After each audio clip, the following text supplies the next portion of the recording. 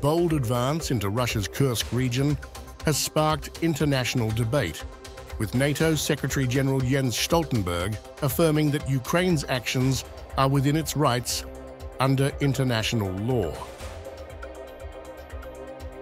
In his first public reaction to Ukraine's incursion into Russian territory, Stoltenberg told German weekly Welt am Sonntag, "Ukraine has a right to defend itself, and according to international law, this right does not stop at the border." Stoltenberg acknowledged the risks involved, stating, "Like all military operations, this comes with risks, but it is Ukraine's decision how to defend itself." On the ground, Ukraine's armed forces have been making steady, albeit cautious, progress in the Kursk region. General Alexander Syrskyi, Ukraine's armed forces commander, reported that Ukrainian troops had advanced up to 2 kilometers into Russian territory in the past day. Syrskyi said on Friday that our forces have pressed on with the cross-border incursion, which began more than 3 weeks ago, and we continue to make gains. President Zelenskyy, who was briefed on the situation in Pokrovsk via video link by Syrskyi, was told that the situation in the region remains difficult. Mr. President of Ukraine, the defense forces continue to conduct defense operations in all operational directions. Battles are going on in almost all of them. The situation in the Pokrovsk direction remains the most difficult. The enemy is trying to break through the defense of our troops, but as of this morning, all attacks have been repulsed. The enemy has had no success. Despite Ukraine's gains in Kursk, Russian forces continue to press their offensive in eastern Ukraine, particularly near the city of Pokrovsk. The city is a strategic transportation and evacuation hub, vital for linking central Ukraine with major towns in the east.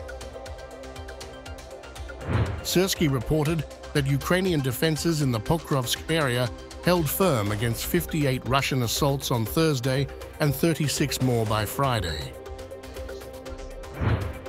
The Russian Defense Ministry, however, claimed success in eastern Ukraine, announcing the capture of 3 settlements. Moscow has labeled Ukraine's Kursk operation a major provocation and has vowed to retaliate. On Monday, Russia launched a massive attack, firing over 200 missiles and drones at Ukraine, targeting the energy sector in one of the largest assaults since the conflict began. Also in the latest update, the Russian Defense Ministry on Saturday said its forces have gained control of Kirov settlement in eastern Ukraine's Donetsk region.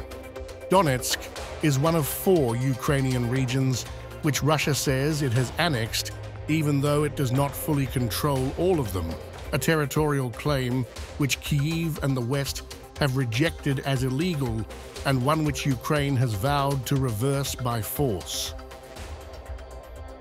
In response to this escalation, Ukrainian officials have renewed calls for international support to strengthen the country's air defenses, particularly in the western regions.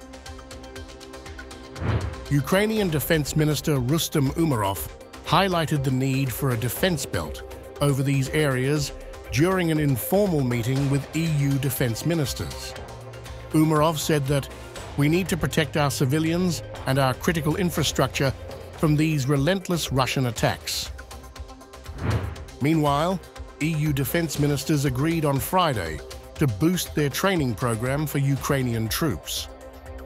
EU Foreign Policy Chief Joseph Borrell said that 15,000 more Ukrainian troops will be trained by the EU by the end of this year.